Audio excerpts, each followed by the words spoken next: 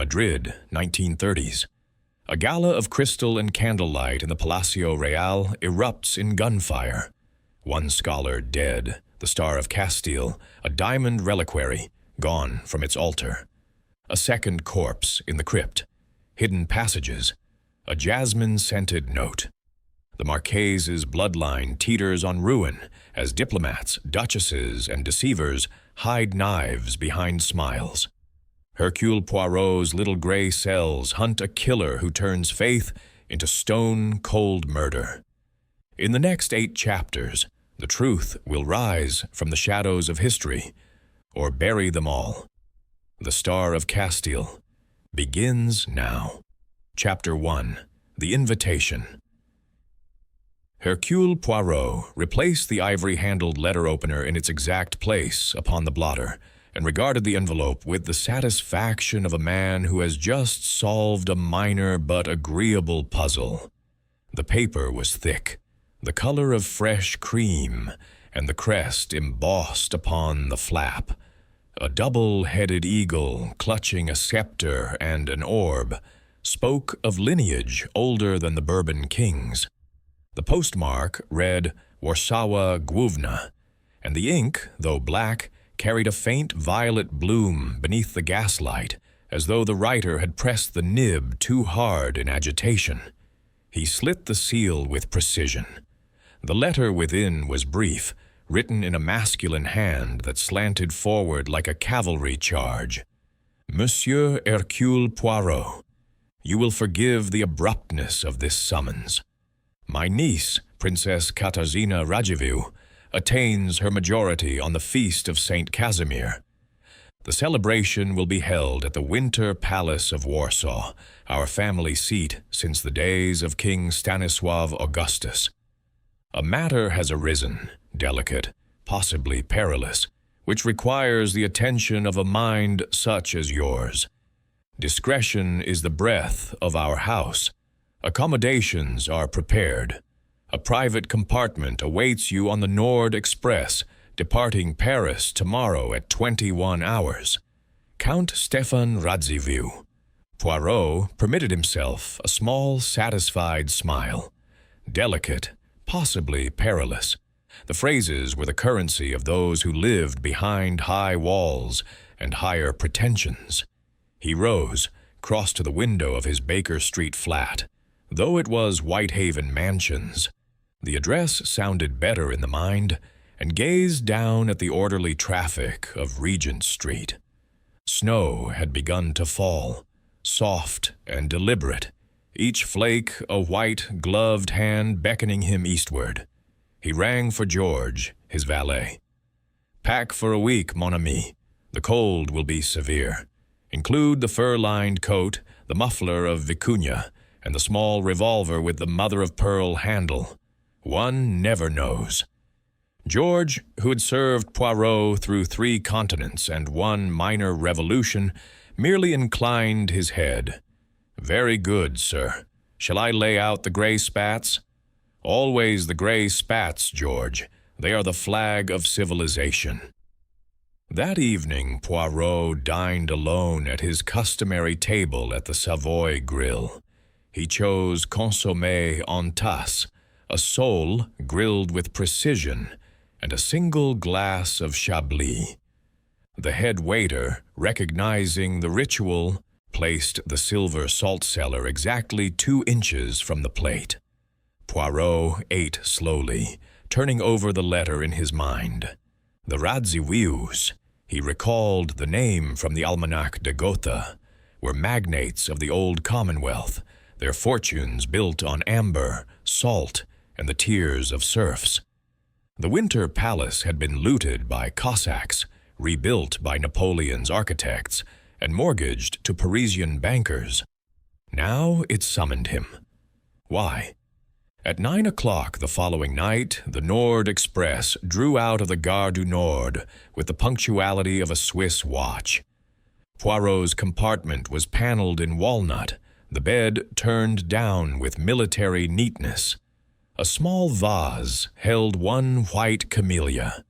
He removed his patent leather shoes, placed them side by side beneath the berth, and opened his morocco writing case. From it he took a fresh notebook bound in green leather and inscribed in his small, exact hand, "Case, the Winter Palace client, Count Stefan Radziwiłł. Date of departure, 28th of February. Observations. The eagle clutches both scepter and orb, power temporal and spiritual. Note the tremor in the ascenders of the letter F. Fear, or merely the chill of a Polish winter. He slept soundly, lulled by the rhythm of the wheels. At dawn, the train crossed the Vistula on a bridge of iron lace, and Warsaw lay before him under a lid of pewter cloud. The station was a cathedral of steam and shouting porters. A sleigh awaited, its runners polished like sabers. The driver, a tall man in a sheepskin coat, touched his fur cap. "Pom Poirot, Jan Kowalski, at your service. The Count sends his compliments and the fastest horses in Mazovia." The sleigh flew through streets where Baroque facades leaned together like conspirators. Snow muffled the bells of the cathedral. Only the ravens wheeled and cawed above the rooftops. Poirot drew the wolf fur rug to his chin and noted the driver's hands, scarred, powerful, the hands of a man who had held reins and perhaps other things. They left the city behind and entered a forest of pine so dense the sky became a rumor. The road narrowed to a white aisle between black trunks. At last, the palace appeared, a vast pile of pale stone, its domes onion-shaped and gilded, its windows glittering like watchful eyes. A double staircase swept upward to a portico supported by caryatids, whose stone faces had wept green tears of verdigris. Count Stefan awaited him in the entrance hall beneath a chandelier that could have lit a battleship. He was tall, stooped, his mustache iron gray, and his left hand gloved even indoors. The tremor Poirot had detected in the handwriting was visible now, a faint quiver, as though the hand remembered an old insult.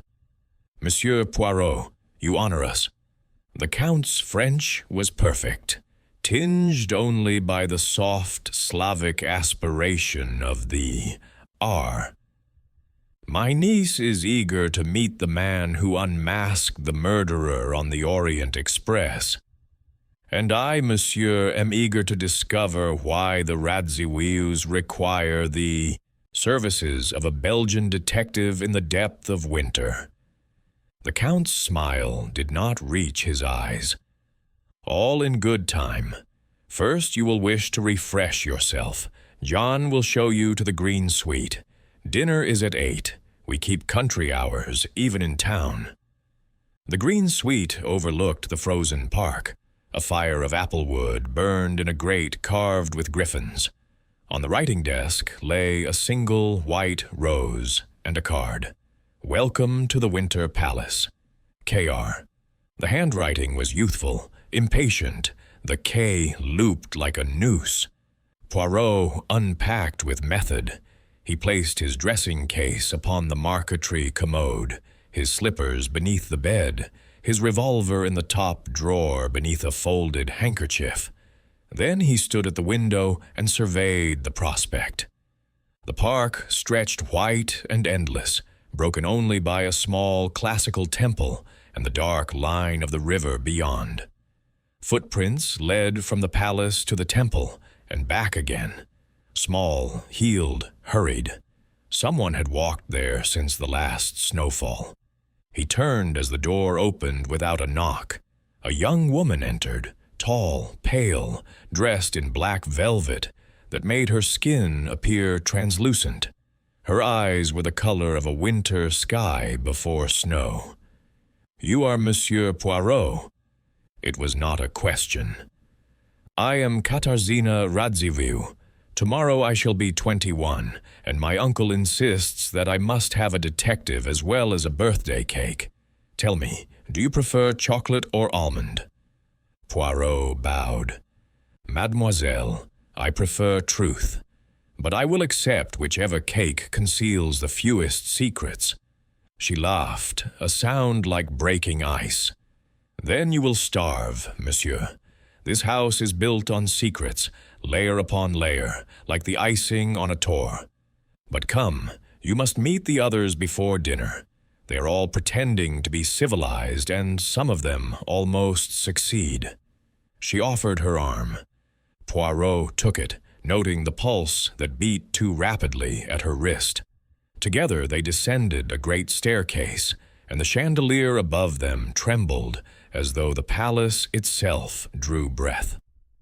Chapter 2. The Cast Assembles. The great hall of the Winter Palace had been designed by an Italian who had never seen a Polish winter. Marble nymphs shivered in their niches, and the frescoed ceiling, Jupiter seducing a remarkably acquiescent Danae, looked down upon a company that might have given even the king of the gods pause.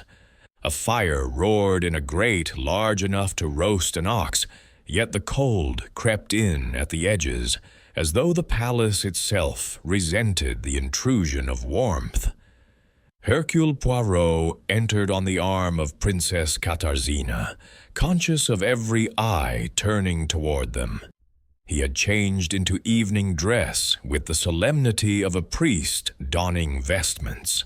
The white tie knotted with mathematical precision, the patent leather pumps reflecting the candlelight like black mirrors.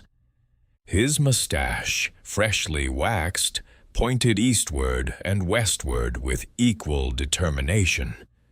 The princess released his arm and moved to the center of the Turkey carpet, where she stood like a black flame against the crimson weave. "My friends," she announced, "behold the famous Hercule Poirot, who has come to ensure that I reach my majority without being murdered in my bed. Let us hope he succeeds better than my previous guardians." A ripple of laughter, nervous rather than amused. Poirot bowed, noting the temperature of each smile. Count Stefan approached, offering a glass of vodka in a thimble of crystal. "To your health, monsieur, and to the confusion of our enemies." Poirot accepted the glass, but did not drink. "I salute confusion, monsieur, provided it is confined to the minds of the guilty." The Count's gloved hand trembled. A drop of vodka fell upon the parquet and froze instantly, a tiny amber tear. The company numbered 7 besides the host and hostess. Poirot catalogued them with the precision of a naturalist pinning butterflies. First, Countess Elena, the Count's wife.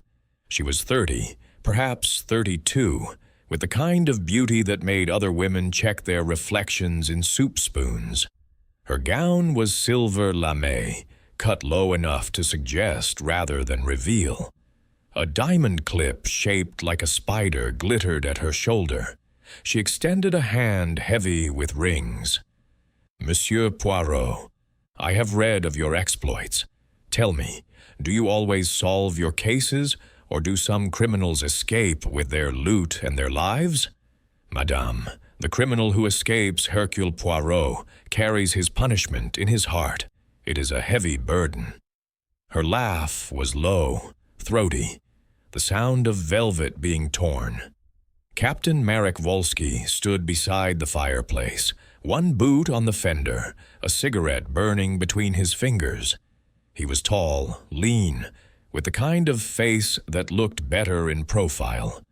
High cheekbones, a scar that ran from ear to chin like a white lightning bolt. His uniform had been replaced by evening dress, but the saber cut of the coat suggested a man who had never quite left the cavalry. "Detective," he said, saluting with a cigarette, "I trust you carry more than a magnifying glass. In Poland, we prefer our mysteries solved with a saber." "Captain, the saber is admirable for cutting Gordian knots, but the knots I encounter are usually tied by human vanity, and they require a different blade." Miss Daphne Blythe, the English governess, sat primly on a gilt chair, her hands folded in her lap like a child reciting catechism. She was 25, Poirot judged, with mouse-brown hair drawn back severely and eyes the color of weak tea. Her gown was navy silk, high-necked, the only ornament a cameo brooch at her throat. "Mr. Poirot," she said, her accent pure Rodine, "I do hope you will not find us too provincial. We are quite cut off here in winter." "Mademoiselle, isolation is the natural habitat of crime. It is in cities that murderers hide. In the country, they are displayed like specimens under glass." Professor Ludwig Nowak was examining a suit of armor with the enthusiasm of a child in a sweet shop. He was 60, bearded like a prophet, his spectacles perpetually sliding down his nose. His evening coat strained at the buttons, and a streak of chalk dust decorated one lapel. "Magnificent!" he exclaimed, tapping the breastplate. "16th century Milanese. Note the fluting, designed to deflect a lance thrust. But tell me, monsieur, have you considered the psychological significance of armor in the modern age?" "Professor, I consider only the psychology of those who still feel the need to wear it." The Baroness von Hagen entered last, as though the room had been waiting for her cue. She was 50, erect as a grenadier, her iron-gray hair coiled beneath a tiara of sapphires that matched her eyes. A monocle dangled from a black ribbon, and her gown was black velvet with a high collar fastened by a brooch shaped like the Iron Cross. "Mein Herr Poirot," she said, clicking her heels, "I trust you will not hold my nationality against me. In this house, we are all suspects until proven otherwise. Baroness, nationality is merely the costume in which the soul chooses to appear. It is the soul I examine." Servants circulated with trays of zakuski, caviar on blini, smoked sturgeon, mushrooms in sour cream. Poirot accepted a blini and observed the choreography of hands. The Count's tremor, the Countess's spider fingers, the captain's scar that whitened when he smiled, the governess's knuckles clenched around her glass, the professor's chalk-dusted cuffs, the Baroness's monocle flashing like a signal lamp. Dinner was announced by a footman in scarlet livery, who struck a gong with the solemnity of a judge passing sentence. The dining room was a cavern of mahogany and candlelight. The table could have seated 40. Tonight it was set for 9. The extra places marked by silver candelabra that threw pools of light onto the damask cloth. Poirot found himself between the princess and Miss Blythe. The princess's perfume was jasmine and something darker. Opium, perhaps. Miss Blythe smelled of Pear's soap and repression. The first course was borscht, served in bowls of Sèvres porcelain. The soup was the color of fresh blood, garnished with a swirl of sour cream that looked disturbingly like a question mark. "Tell me, monsieur," said the princess. Spoon paused halfway to her lips. "Do you believe in curses? This palace is said to be cursed by a Radziwill princess who was walled up alive for loving a Cossack." "I believe in human agency, mademoiselle. Curses are what the guilty invent to explain their own actions." Across the table, the Countess leaned toward Captain Wolski. "Marek, you are brooding again. Is it the soup or memories of the steppe?" "Neither, Elena. I am remembering a night in 22 when the snow was deeper than this, and the wolves followed our troop for 3 days." The professor interrupted, waving a mushroom impaled on his fork. "Wolves. In the cellars beneath us there are tunnels that run to the Vistula. built during the partitions to smuggle arms or lovers. I have mapped them. Fascinating acoustics. A whisper in the wine cellar can be heard in the chapel. The Baroness's monocle glinted. And what, Professor, do you whisper in the dark? Only the truth, Baroness. The truth about buried treasure. A silence fell, broken only by the crackle of the fire. The Count raised his glass. To buried treasure, then, and to those who find it. The toast was drunk, but Poirot noted that several glasses barely touched lips. The princess's hand strayed to her throat, where tomorrow the famous sapphire necklace would rest. Her pulse beat visibly, like a trapped bird. The second course was venison in cranberry sauce, the meat so rare that blood pooled beneath it like melted rubies. Poirot ate sparingly, his attention on the interplay of glances. The captain's eyes lingered on the princess. The countess watched the captain. Miss Blythe watched the countess. The professor watched his plate as though it might reveal the secrets of the pyramids. The Baroness watched everyone through her monocle, which she polished incessantly with a black silk handkerchief. Conversation turned to the necklace. The Count described it with the reluctance of a man discussing a deformity in his child. Catherine the Great wore it at her coronation. The central stone is 30 carats, flawless. The others are smaller but matched for color. It has been in the family since Potemkin lost it to my ancestor in a game of faro. And tomorrow, said the princess, it will be mine, though I would prefer a horse. Sapphires are cold company. The Baroness leaned forward. In Germany, we say that sapphires bring tears, but then we are a sentimental people. Miss Blythe's voice was barely audible. In England, we say they bring fidelity, though I have seen little evidence of that. The captain laughed, a sound like breaking glass. Fidelity is for clerks and clergymen. In Poland, we prefer passion. The Countess's spider clip flashed as she turned to Poirot. And you, monsieur? What do sapphires mean to a detective? They mean motive, madam. Always motive. Pudding was a Makowiek's poppy seed cake, dense as fruit cake and sweet as sin. Coffee was served in the small salon, where a string quartet, 3 elderly men and a boy with frightened eyes, played Haydn with more enthusiasm than accuracy. The princess excused herself early, pleading a headache. Poirot watched her ascend the great staircase, her black gown trailing like a shadow. The company dispersed slowly, each member casting lingering glances at the others. Poirot lingered in the hall, examining a portrait of a Radziwiłł princess, who bore an unsettling resemblance to Katarzyna.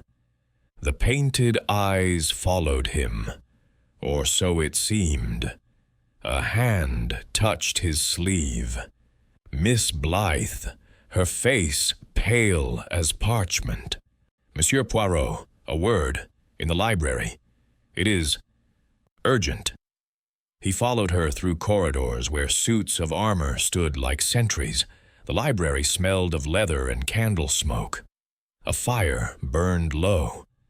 Miss Blythe closed the door and leaned against it. I must tell someone, she whispered. Last night, I saw the captain in the East Wing. He was carrying something wrapped in velvet. And the Countess, she was with him. They did not see me. Poirot's eyes gleamed. Mademoiselle, you have done well to tell me, but tell me also, why do you watch the East Wing at midnight? Her blush was answer enough. She fled, leaving Poirot alone with the dying fire and the portrait of a princess who had loved unwisely. Outside, the snow had begun to fall again, thick and deliberate, erasing footprints, burying secrets. In the distance, a wolf howled, or perhaps it was only the wind in the chimneys of the Winter Palace. Chapter 3. The First Shadow. Hercule Poirot retired to the green suite with the satisfaction of a man who has arranged the pieces of a puzzle exactly to his liking. He removed his patent leather shoes, placed them side by side beneath the bed, with the toes pointing toward the window, and performed his nightly ritual, the brushing of the mustache with a small silver-backed brush, the folding of the silk handkerchief into a perfect square, the laying out of tomorrow's attire upon the chaise longue. Only then did he permit himself to consider the evening. The company had been instructive. The Count's tremor, the Countess's spider, the Captain's scar, the governess's blush, the Professor's chalk dust, the Baroness's monocle. Each was a thread in the tapestry he would weave. The necklace, of course, was the central motif. Sapphires were not merely stones. They were promises, threats, memories. He had seen men kill for less. He opened his green leather notebook and added in his small, precise hand, Observations, Comte. 1. The princess fears the necklace, or what it represents. 2. The captain and countess share a secret. The governess knows part of it. 3. The professor speaks of tunnels and treasure. The Baroness of tears. 4. The Count's left hand trembles only when the necklace is mentioned. 5. Footprints to the temple, women's shoes, size small, heel worn on the outer edge. He closed the notebook, placed it in the bedside drawer beside the revolver, and extinguished the lamp. The fire had burned low. The room was lit only by the glow of the coals and the occasional flicker of snow against the window panes. Sleep came swiftly, but it was not deep. At 1:15 midnight, Poirot woke with the certainty that he was not alone. The room was silent, yet the air felt disturbed, as though a door had opened and closed again. He lay motionless, breathing evenly, his hand inching toward the drawer. Then he heard it. The faintest scrape of metal upon metal, the sound of a key turning in a lock that should not have been locked. He sat up. The door to the corridor stood ajar. A draught carried the scent of jasmine and something metallic. Blood, perhaps, or fear. He rose, slipped his feet into slippers, and took the small revolver in his right hand. The corridor was dark, lit only by a single sconce at the far end. The carpet swallowed his footsteps. The scent of jasmine led him toward the blue salon, a small chamber used for morning coffee and afternoon gossip. The door was closed, but a thin line of light showed beneath it. He turned the handle with infinite care. The room was empty, yet the air was thick with presence. A candelabrum stood upon the marquetry table, its 6 candles newly lit. On the floor lay the sapphire necklace, the stones scattered like drops of frozen blood. Poirot knelt. The clasp was intact, but one stone was missing. A thin line of blood traced the parquet where the necklace had been dragged. He followed it to the French windows that opened onto the terrace. The windows were unlatched. Snow had drifted across the threshold. Outside, footprints led away into the darkness, small, heeled, hurried. They stopped at the balustrade, where a smear of blood marked the stone. He returned to the necklace. The central sapphire was warm to the touch, as though it had rested against a pulse. He wrapped it in his handkerchief and pocketed it. Then he noticed the mirror above the mantelpiece. It was slightly askew, and in its reflection he saw something that made his mustache bristle. A second set of footprints, larger, leading into the room from the corridor. They had been there before the smaller ones, and they had not left. Poirot turned. The room was still empty, yet the footprints ended at the wall beneath the mirror. He approached, revolver steady. The paneling was oak, carved with acanthus leaves. He pressed one leaf. It yielded with a soft click. A section of the wall swung inward, revealing a narrow passage lit by a single candle stub. The air was colder here, smelling of damp stone and old wax. He stepped inside. The passage was barely wide enough for his shoulders. 10 paces ahead, it turned sharply to the right. He followed, revolver raised. The candle stub guttered in a draft. Then he heard it. A woman's voice, low and urgent, speaking in Polish. Szybko, musimy zdążyć przed świtem. Quickly, we must be done before dawn. Another voice, male, answered in the same language but with a German accent. Die Steine sind nicht hier. Sie hat sie versteckt. The stones are not here. She has hidden them. Poirot flattened himself against the wall.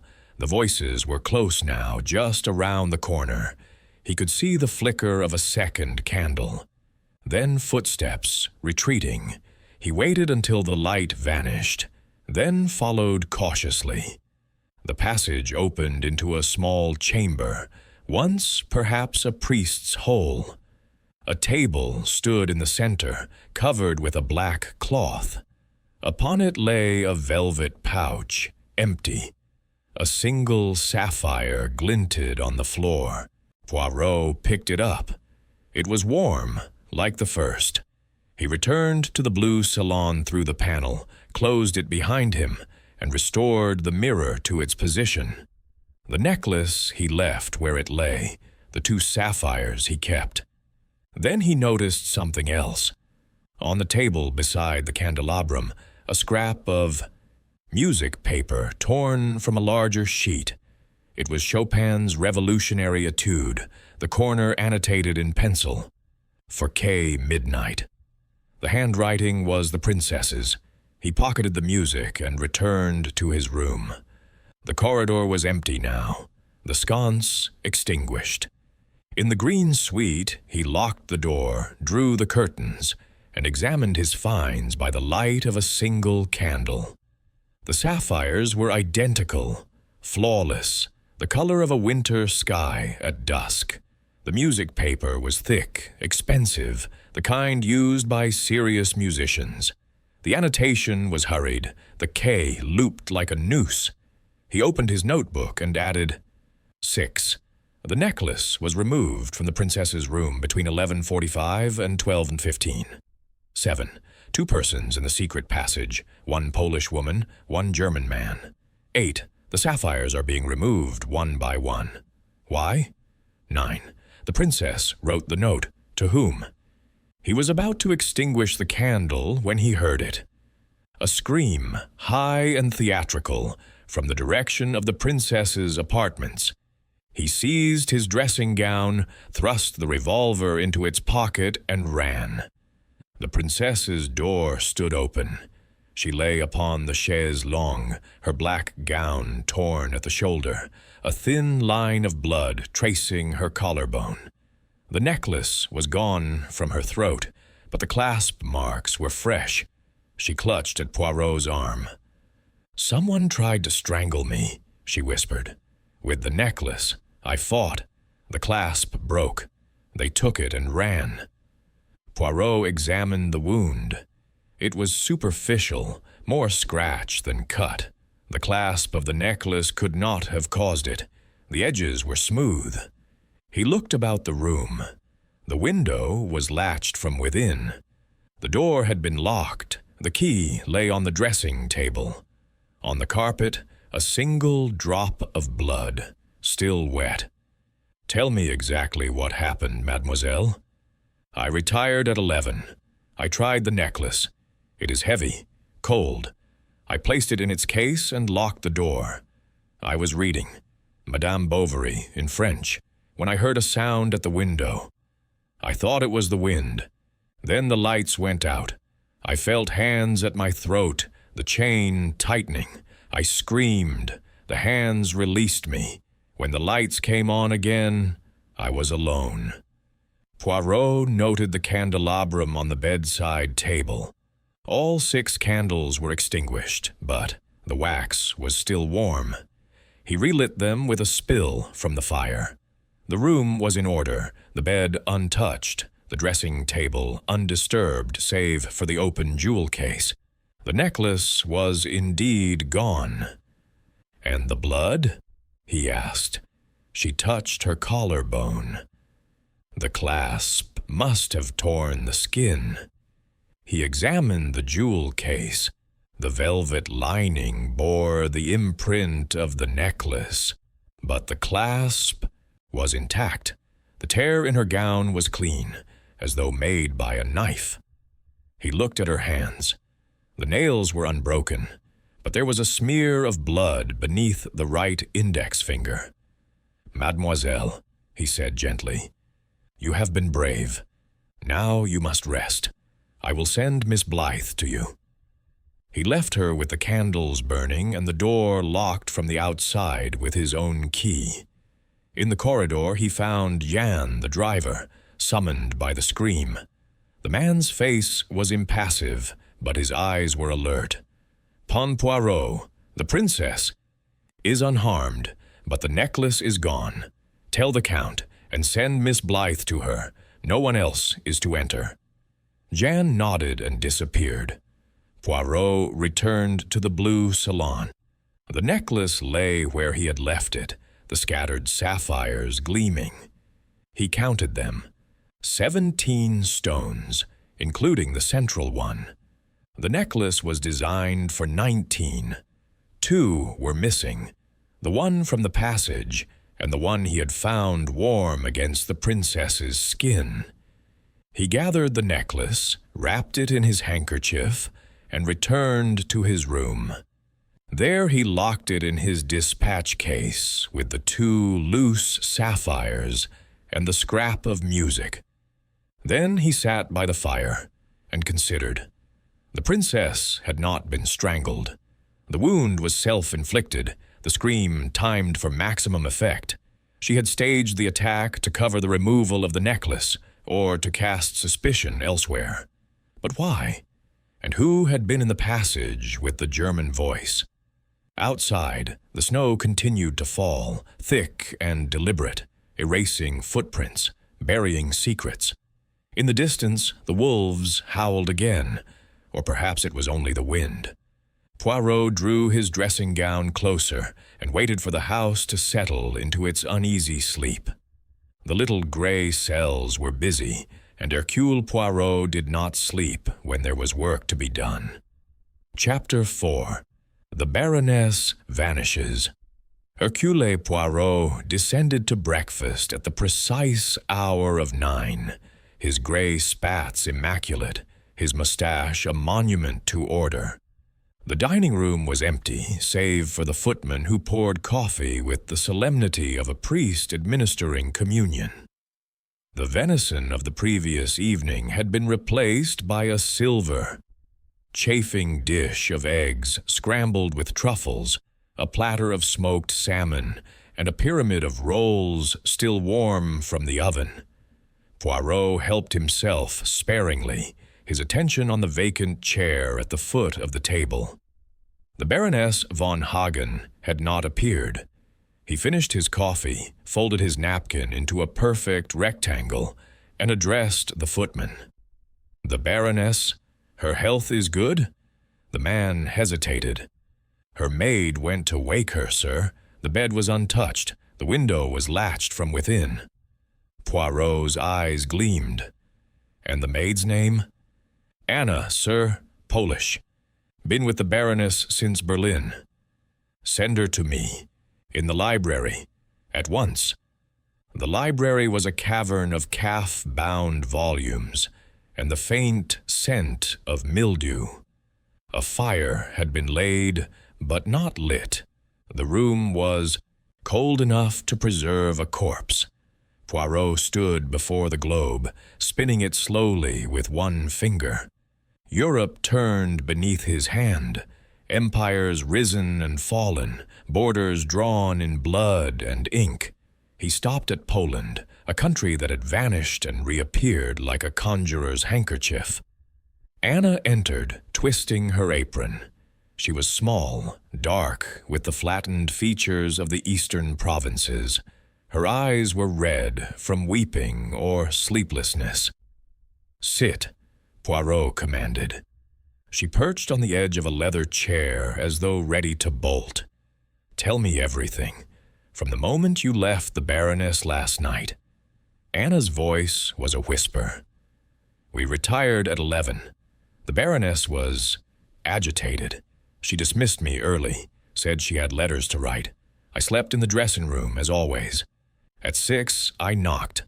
No answer. The door was locked. I used my key. The bed was smooth, the pillows untouched. The window," she crossed herself, "latched from the inside, but on the dressing table, this."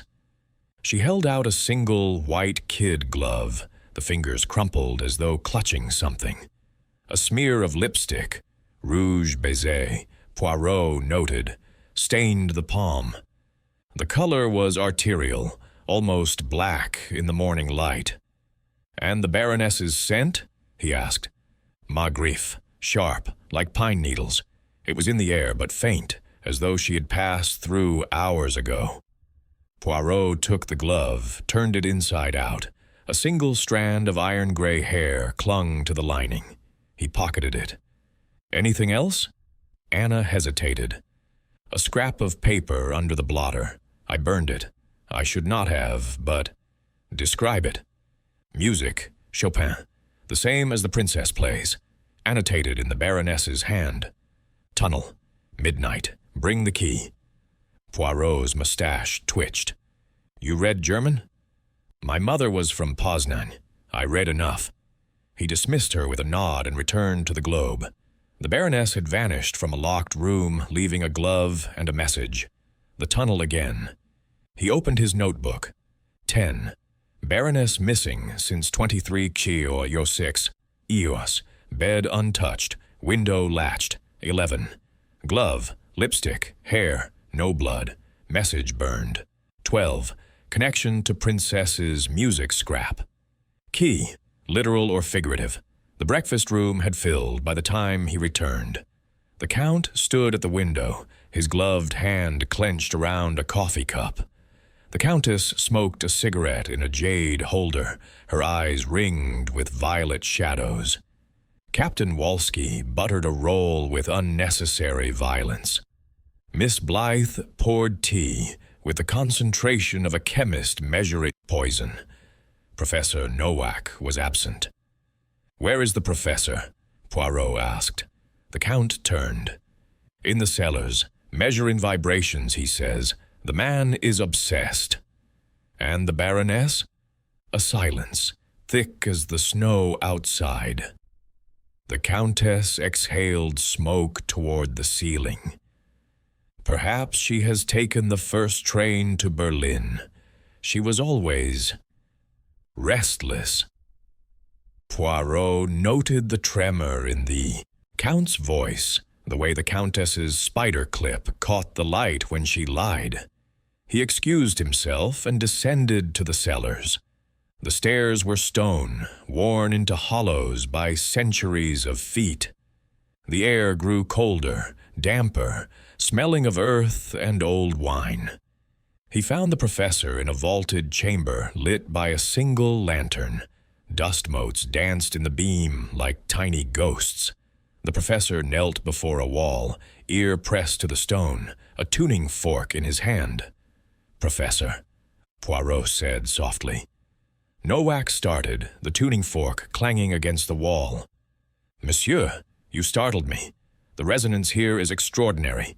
The sapphires, they vibrate at 432 hertz, the same frequency as the human heart in extremis." Poirot's eyes narrowed. "You speak of the necklace?" Nowak stood, brushing chalk from his knees. "The necklace is a key, not metaphorically, literally. The central sapphire is cut to fit a lock in the Romanov treasury.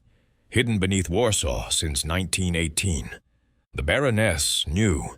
She showed me documents, Himmler's seal, the Reich's interest. She wanted my maps. And you gave them? Nowak's beard trembled. I refused. Last night she came to my room, threatened exposure, my work for the resistance in 39. I told her to meet me in the chapel at midnight. I would bring the maps. But when I arrived, he stopped, eyes wide. Yes? The chapel was empty, but the altar cloth was disturbed, and there was blood, fresh. Poirot followed him to the chapel, a small Baroque gem tucked into the east wing. The altar was marble, carved with angels, whose wings had been chipped by musket balls. The cloth was white linen, embroidered with the Radziwiłł eagle. A dark stain spread across the eagle's breast, still wet. Poirot touched it, blood, human, warm. He lifted the cloth. Beneath, the missing sapphire glinted, glued to a candle with red wax. The candle had burned low, the flame extinguished by the blood. Nowak crossed himself. She was here, and now she is not, Poirot finished. But someone wishes us to believe she is dead. He pocketed the sapphire and candle. The blood was too neatly placed, the scene too theatrical. The Baroness had not died here. She had staged her own disappearance. But why? Returning to the main house, he encountered Jan, the driver, in the corridor. The man's sheepskin coat was dusted with snow. Pon Poirot, the east gate is open. Tracks lead to the river, small boots, and he held out a monocle, the glass cracked, the ribbon torn. Found in the snow. Poirot took it. The crack bisected the lens like a lightning bolt. He turned it over. On the rim, a faint engraving. IVH, 1914. Send for the police, he said, and find the princess. She must not leave the palace. Jeanne nodded and disappeared. Poirot climbed the great staircase, the monocle cold in his hand. The Baroness had walked into the snow, leaving clues like breadcrumbs. But breadcrumbs were for children, and Hercule Poirot was not a child. Chapter 5. The Professor's Secret. Hercule Poirot stood at the window of the Green Suite and watched the snow resume its silent siege. The footprints to the river had been obliterated within the hour, as though the palace itself conspired to erase evidence. He turned from the glass, his reflection in the pane momentarily superimposed upon the white landscape. A small, neat figure in a fur-collared coat, the mustache a dark comma against the pallor of his face.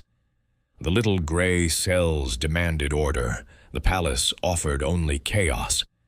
He descended to the armory, a long chamber lit by arrow-slit windows and the flicker of a single lantern.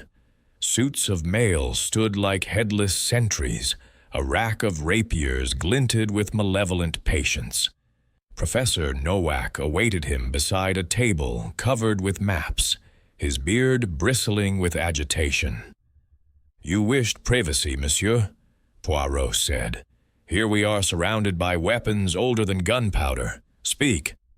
The professor unrolled a parchment with trembling fingers. It was a plan of the palace cellars, inked in sepia, the margins annotated in a spidery hand. These tunnels were built in 1772, when the Russians marched on Warsaw. My ancestor, Stanisław Nowak, was engineer to Prince Karol Radziwiłł. He designed escape routes, smuggling corridors, a chapel beneath the chapel. But there is more. He tapped a small rectangle marked in red. Here, beneath the ice house, a vault sealed since 1918, the Romanov treasury, jewels, icons, bonds, hidden when the Bolsheviks took Petersburg. The key is not metal. It is sapphire, cut to a precise facet. The necklace is the key. Poirot's eyes gleamed. And the Baroness knew this? She showed me photographs, Reichsarchive stamps, Himmler's signature. She offered a fortune for the maps. I refused. Then she threatened to expose my work with the Home Army, codes, safe houses. I agreed to meet her at midnight in the chapel. I brought the maps. She never came. Poirot examined the parchment. The tunnels formed a labyrinth, intersecting beneath the palace like the roots of an ancient tree. One passage led to the river, another to the classical temple in the park. A third ended beneath the east wing, directly under the Baroness's room. You believe she used the tunnels to vanish? I believe she is still within them, searching. The sapphires resonate. I have measured it. When the full necklace is assembled in the vault, the stones will sing at 432 hertz. The lock will open. Poirot folded the map with care. And the blood in the chapel? Nowak's face crumpled. I returned at dawn. The altar cloth was soaked, the sapphire glued to the candle. I thought, God forgive me. I thought she had cut her throat to spite me. Or to convince us she was dead. Poirot's voice was soft. Tell me, Professor, who else knows of these tunnels? The Count, of course, and Jean the driver. He grew up in the stables, knows every rat run. The princess, she used to play there as a child. The others? He shrugged. Servants talk. Poirot pocketed the map. You will remain in your room until I send for you. Lock the door. Trust no one. He left the armory and made his way to the chapel. The blood had dried to a rust-brown stain. He scraped a sample into a twist of paper, then examined the altar more closely. Beneath the cloth, the marble was scored with fresh scratches, letters hastily carved, IVH. The Baroness's initials, a message or a signature. He was about to leave when he heard a sound, a low, rhythmic thumping from beneath the floor. He knelt, ear to the stone. The vibration was faint but regular, like a heartbeat.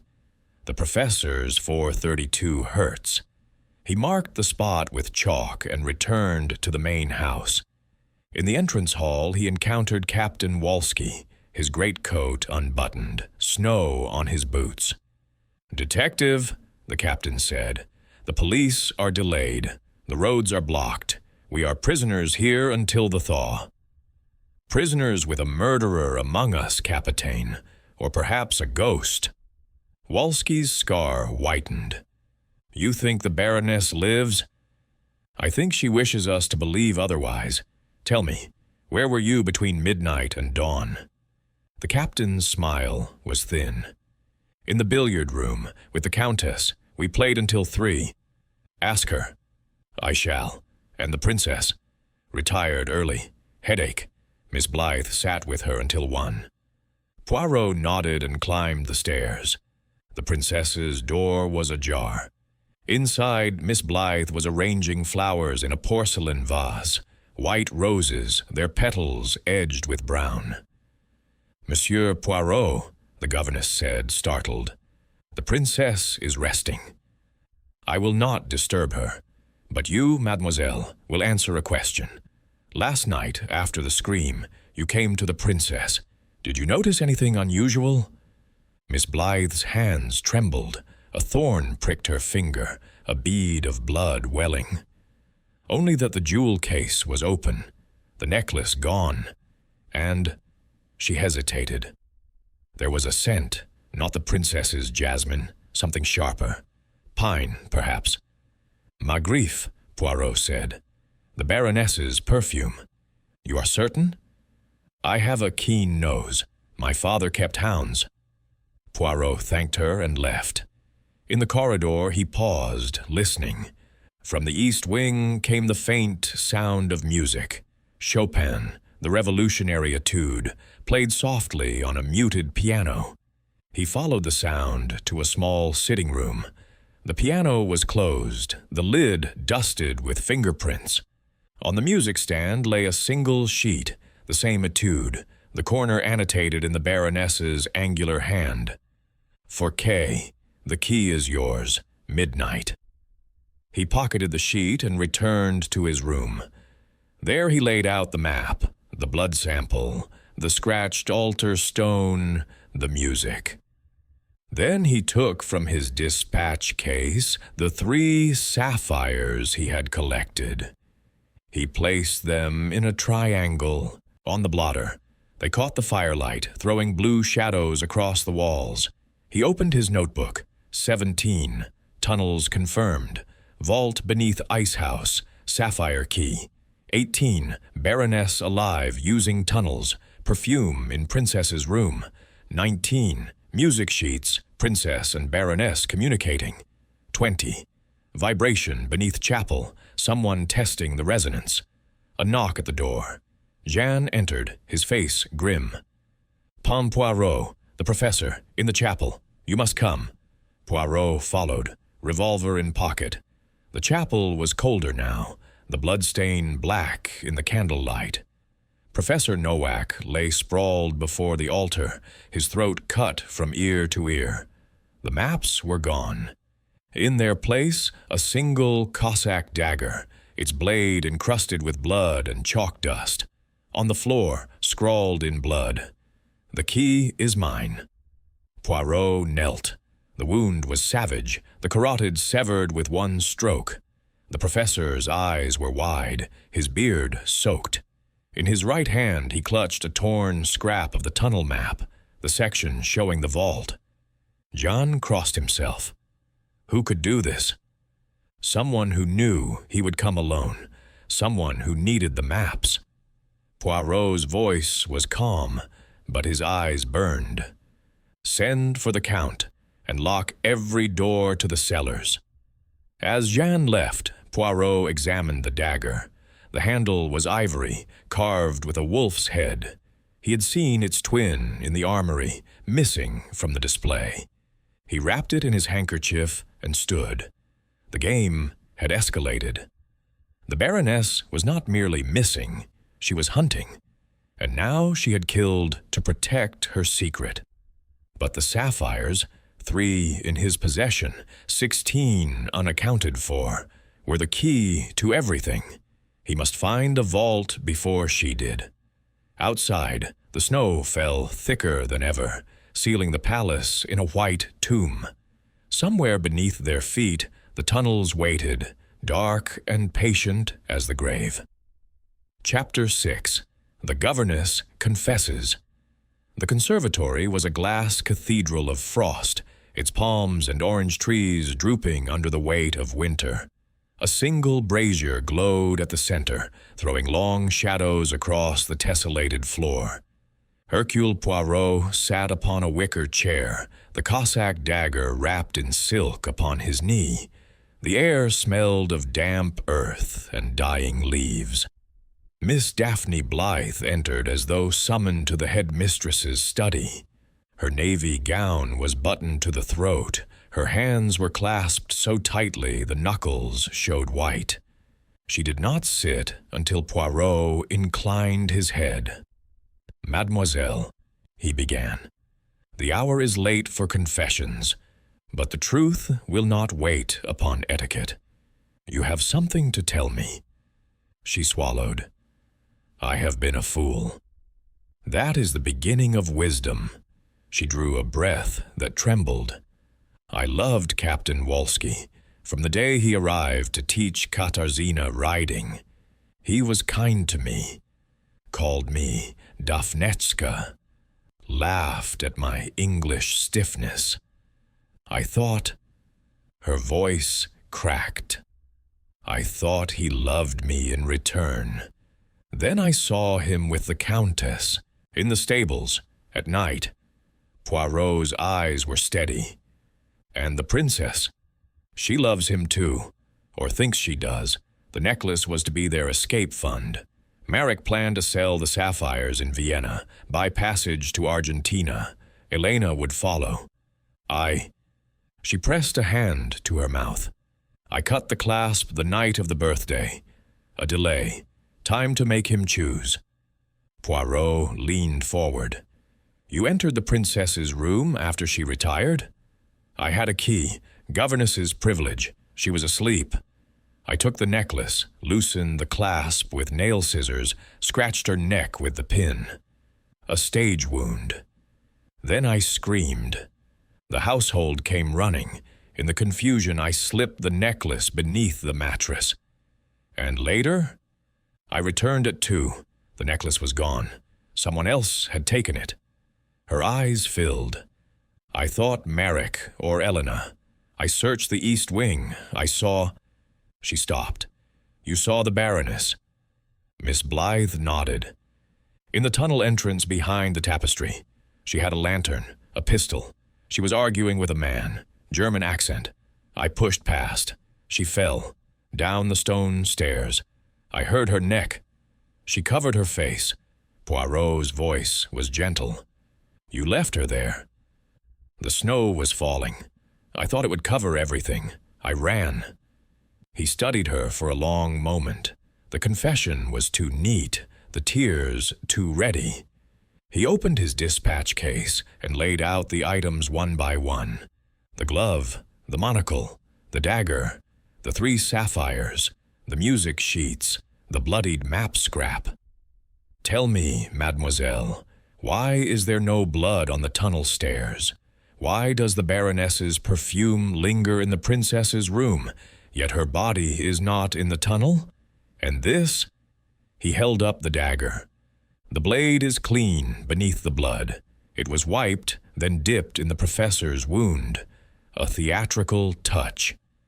Miss Blythe stared, color draining from her face. I don't. You confess to a crime that did not occur. The Baroness lives. The professor was killed by someone who needed his maps.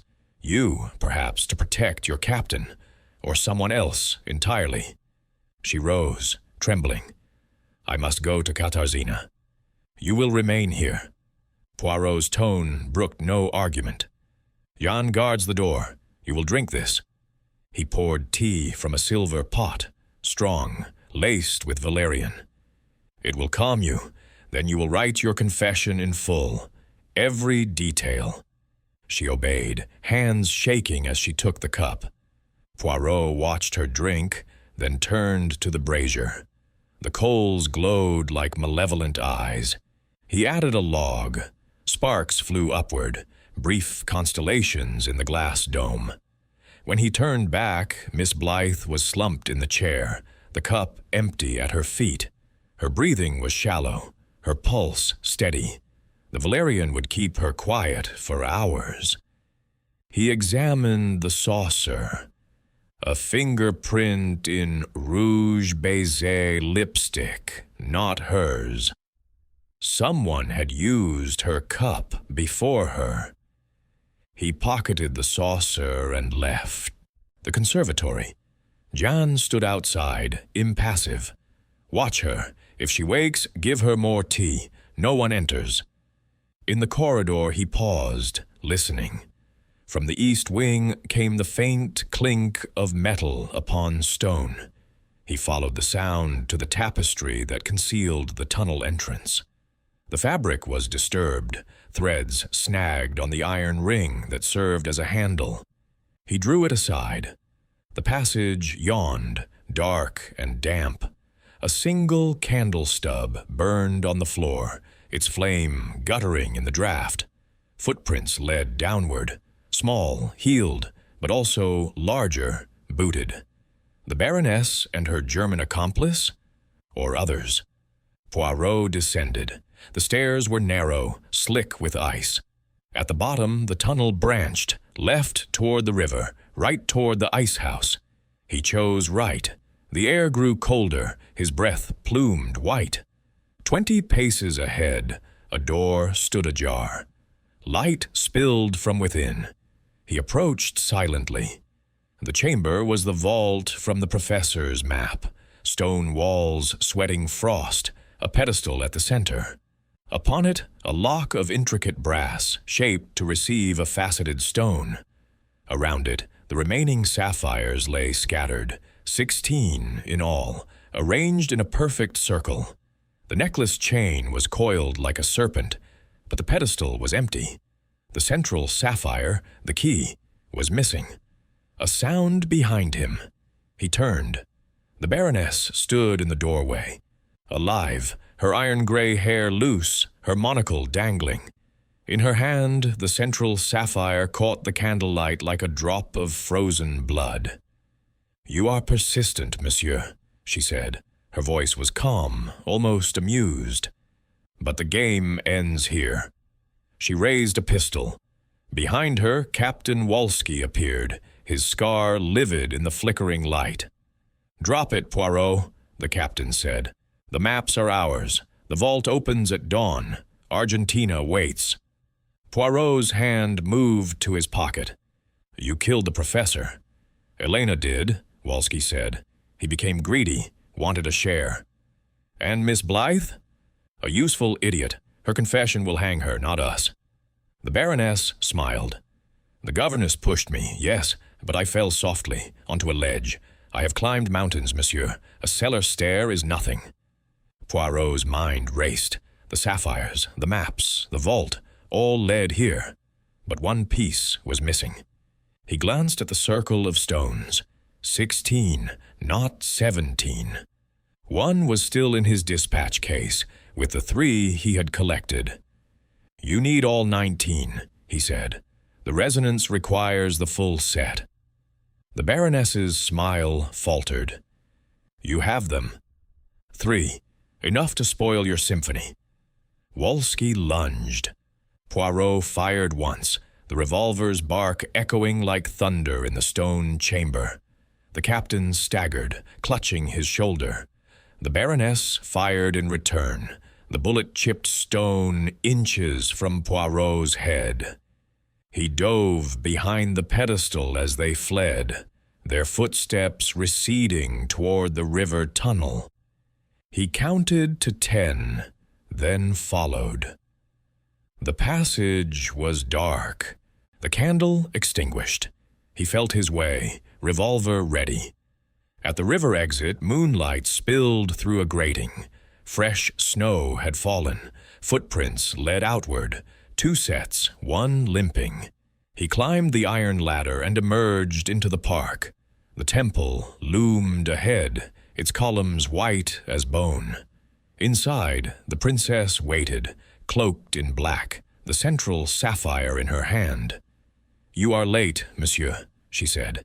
"They took the maps, but I have the key." Poirot lowered the revolver. "And the choice, mademoiselle. Will you open the vault for love or for freedom?" She looked at the sapphire, then at the snow beyond the columns. "Both are illusions, but I am tired of cages." She placed the stone in his hand. It was warm, pulsing like a heart. Together they returned to the palace. The game was not over, but the board had shifted, and Hercule Poirot held the most dangerous piece. Chapter 7. The Truth in the Mirror. The Hall of Mirrors had been built for a king who wished to see himself from every angle, a vanity that now served Hercule Poirot's purpose. The chandeliers, 300 candles in crystal tiers, blazed like a winter sun. The mirrors, tall as doors, multiplied the company, until the room seemed to contain an army of suspects. Snow tapped at the long windows. The storm had returned with renewed fury. Poirot stood beneath the central chandelier, the Cossack dagger in one hand, the central sapphire in the other. The guests were assembled by his order. Count Stefan, pale and trembling, Countess Elena, the spider clip glittering like a wound, Captain Wolski, his shoulder bound in a blood-stained scarf, Princess Katarzyna, cloaked in black, her eyes unreadable, Miss Blythe, still pale from valerian, supported by Jan, the Baroness, monocle restored, a bruise blooming on her temple, Servants lined the walls, faces blank as masks. Jean held the revolver Poirot had lent him, steady as a rock. "Mesdames et messieurs," Poirot began, his voice clear above the crackle of the fires.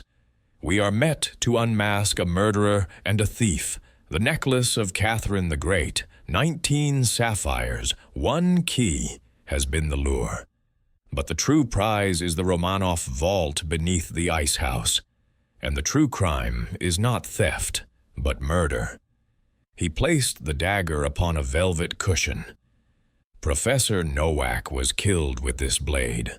The wound was savage, the maps taken, but observe." He lifted the dagger, turned it to the light. "The blood is dry upon the surface, yet beneath, see, the steel is clean. The blade was wiped, then dipped in the professor's blood after death. A tableau, not a struggle."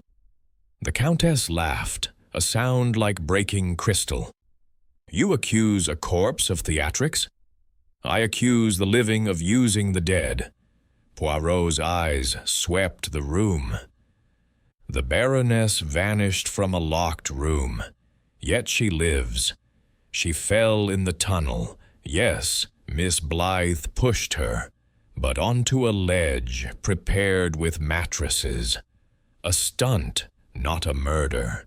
The blood in the chapel was pig's blood from the kitchens, the sapphire glued to the candle. A distraction." The Baroness inclined her head. "Clever, monsieur. But why?" "To search the tunnels undisturbed. You needed the maps. The professor refused to sell. So you killed him." "Lies," Wolski snarled. "I was with Elena. You were with her until 3. The professor died at 4. You left her bed, took the dagger from the armory, met him in the chapel. He trusted you, knew you from the cavalry. 1 stroke. Then the maps." Wolski's hand twitched toward his pocket. Jean's revolver lifted a fraction. Poirot continued. "But the necklace. Ah, that was the princess's doing. She staged the strangling to hide its removal. She and Miss Blythe planned to delay the elopement. But the Countess had her own scheme. She forged the necklace, glass sapphires, gold plate. The real stones were removed one by one, hidden in the tunnels. The resonance was a myth to lure the Baroness." The princess stepped forward. "I forged nothing. The necklace was real when I wore it." "Until the birthday eve," Poirot said. The Countess substituted the forgery in the jewel case. The real sapphires were already in the vault. She needed only the central stone. The key. She took it from your room after the scream, while Miss Blythe searched the east wing. The Countess's spider clip flashed as she turned. "Prove it." Poirot produced the 3 sapphires from his pocket, laid them beside the dagger. "These are real.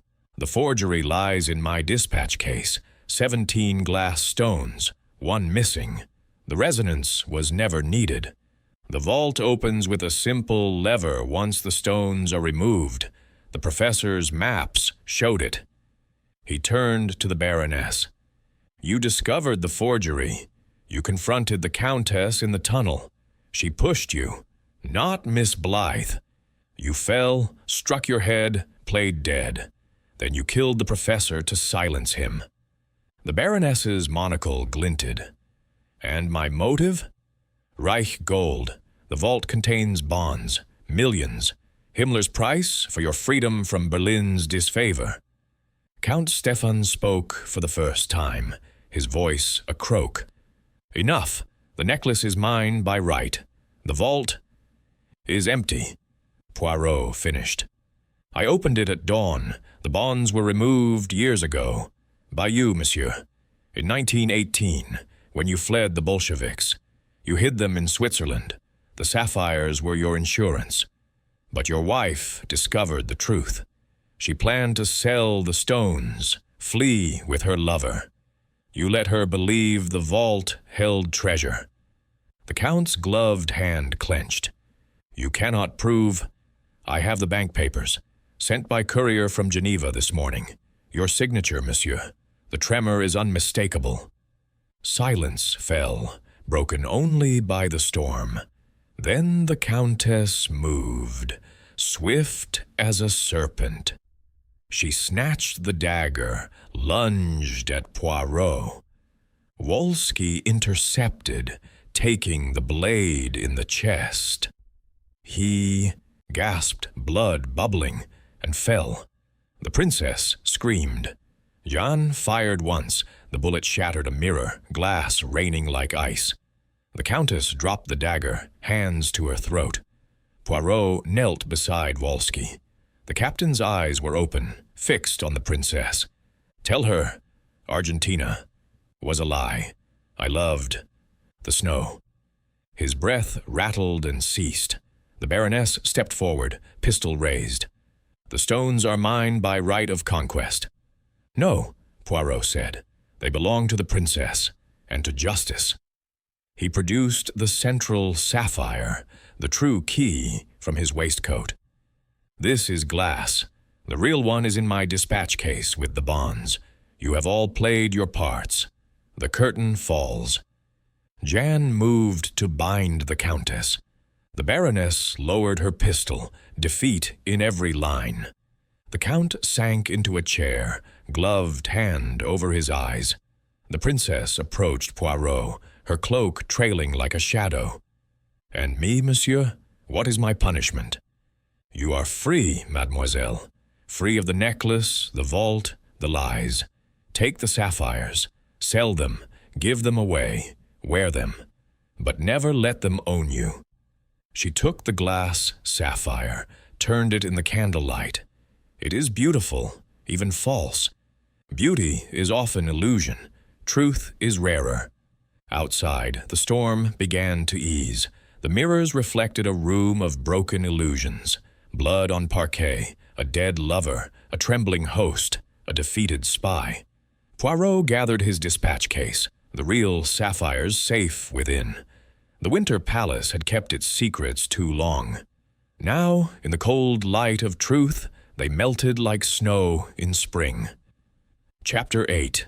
The Winter Thaw. Spring arrived in Warsaw with the sullen reluctance of a guest who has overstayed. The Vistula, freed from ice, carried barges laden with coal and the first pale green of willow. The Winter Palace stood shuttered, its windows blindfolded with boards, the double-headed eagle above the portico veiled in scaffolding. Workmen hammered at the domes, the sound echoed like distant artillery. Hercule Poirot walked the embankment alone, his fur-collared coat exchanged for a light Chesterfield, the gray spats spotless despite the mud. In his pocket lay the forged necklace, 17 glass sapphires and 1 empty setting, returned to him by the princess with a note in her impatient hand. "Keep it, monsieur, a souvenir of cages." The real stones had been divided, half to the Polish state for war reparations, half to Katarzina's private account in Zurich. She had chosen freedom over ornament. The inquest had been swift. Countess Elena, elegant even in defeat, had confessed to the professor's murder and the substitution of the necklace. Captain Wolski's death was ruled misadventure, self-inflicted in the act of preventing greater harm. The Baroness, stripped of Reich protection, had vanished into the chaos of displaced persons. Rumor placed her in Trieste, boarding a ship for Buenos Aires under an assumed name. Miss Blythe had taken the veil. In a convent near Krakow, her penance silence. Count Stefan, ruined by the exposure of his Swiss accounts, had retired to a monastery in the Tatra, his trembling hand now clasped in prayer. Poirot paused at the bridge where the Nord Express had once crossed. A news vendor hawked papers. Radziwiłł treasure. A myth Belgian detective solves palace murder. He smiled faintly and bought a copy. The photograph showed him descending the palace steps, dispatch case in hand, mustache impeccable. The caption read, "The little gray cells triumph again." He folded the paper and continued to the Café Bristol, where a table awaited beneath the awning. The waiter, recognizing him, brought coffee without being asked. Black, no sugar, in a cup thin as eggshell. Poirot sipped, watching the river. A barge passed, its crew singing a plaintive "Hedge now." The melody reminded him of Chopin, of music scraps annotated in blood and candle wax. A shadow fell across the table. Jean the driver stood there, cap in hand, no longer in livery but in a neat gray suit. "Pan Poirot," he said, "the princess sends her regards, and this." He placed a small velvet box upon the saucer. Poirot opened it. Inside lay a single sapphire, the central stone, real, flawless, warm to the touch. A card accompanied it. "For the one secret you never told. K." He closed the box. "And you, mon ami, what will you do?" Jean's scarred hands turned the cap. "The Count sold the stables. I bought 2 horses with my savings. I will drive a fiacre in the old town. Tourists like a man who knew the palace." Poirot nodded. "A honest trade. And the tunnels?" "Sealed. The army filled them with concrete. No more ghosts." Jean touched his cap and left. Poirot finished his coffee, paid with a coin that bore the New Republic's eagle, and walked to the station. The Nord Express waited, steam pluming like a dragon's breath. His compartment was the same, walnut panels, white camellia in the vase. He placed the sapphire box in his dispatch case beside the forged necklace and the green leather notebook, now filled with precise entries. As the train pulled out, he opened the window.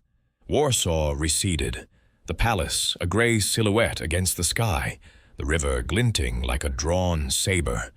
He thought of the princess riding her new horse across the Mazovian plains, of Miss Blythe counting rosary beads, of the Baroness sailing under a false name toward a continent that forgave everything but failure. The train gathered speed. Poirot closed the window, drew the blind, and took from his waistcoat the tiny mirror on a stick, the tool of a detective who trusted no reflection. He angled it toward the compartment door. For a moment, he saw nothing. Then, in the glass, a flicker. The Baroness's monocle, the Countess's spider, the Professor's chalk-dusted beard. Illusions. All. He smiled, replaced the mirror, and opened his notebook to a fresh page. Case closed. The Winter Palace motive. Greed, love, fear, human constants. Lesson. Sapphires, like secrets, are cold until they are worn. The train rocked gently, carrying him westward. Outside, the snow was gone. The fields were green with the first brave shoots of wheat. Spring had come, and with it, the thaw. Some mysteries, like some palaces, were best left to crumble into history. In Paris, months later, a postcard arrived at Whitehaven Mansions. No message, only a photograph. The Winter Palace in ruins, scaffolding fallen. One wall collapsed to reveal the vault beneath the ice house. Empty, picked clean. In the rubble glinted a single sapphire, blue as a drowned man's lips. Poirot placed it in his dispatch case beside the forged necklace and the real stone. Then he waxed his mustache, adjusted his spats, and prepared for the next summons. The little gray cells, like the Polish spring, were always ready to begin again.